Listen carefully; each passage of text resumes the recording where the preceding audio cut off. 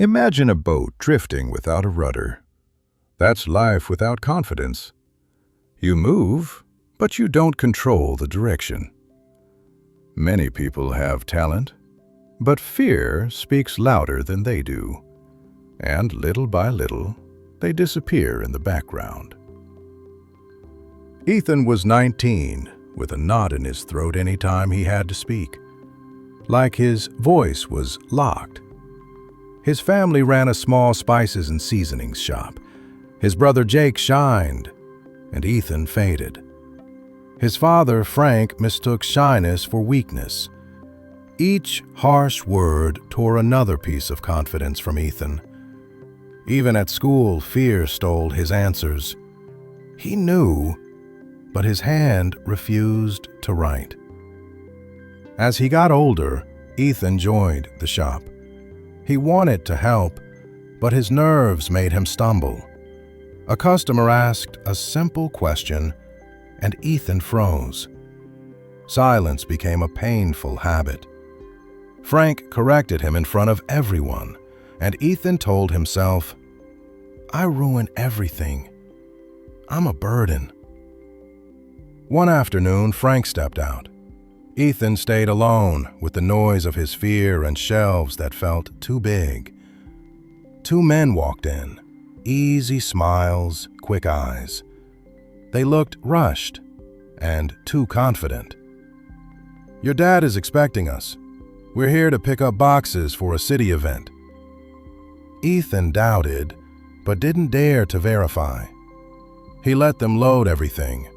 His heart screamed, "No!" but his voice stayed trapped. In minutes, the shop was empty, and Ethan felt like he vanished with the boxes. That evening, Frank returned, and anger filled the room faster than air. The words hit like stones. "You're useless. Don't come back." Ethan left without arguing. When you believe you're worth nothing, you start acting like it's true. In his mind, he already heard people whispering, and it weighed more than any bag. He walked to the river. The dark water seemed to say, "End it here. I'll always be a failure." The sentence looped in his head like a curse.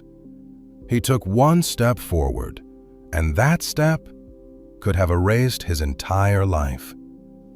A hand grabbed him. An old man, Mr. Harris, pulled Ethan back without shaking.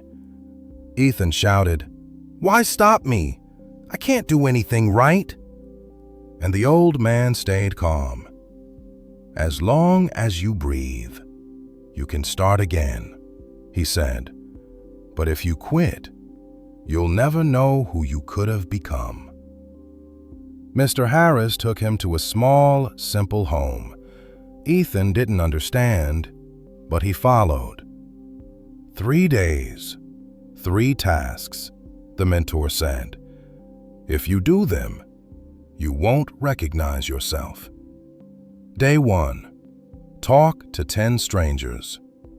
Ethan gripped his notebook like a shield and stepped out. First attempt, his voice almost broke, but he said a simple, "Hi," and the world didn't explode. Some ignored him. Before, it would have crushed him, but this time, he breathed and kept going. He listened to a woman share her youth. Ethan wasn't impressive. He was present. A cafe, a workshop, a park. 10 conversations. Each hello added a brick to his courage. That night, he had 10 notes and a new feeling.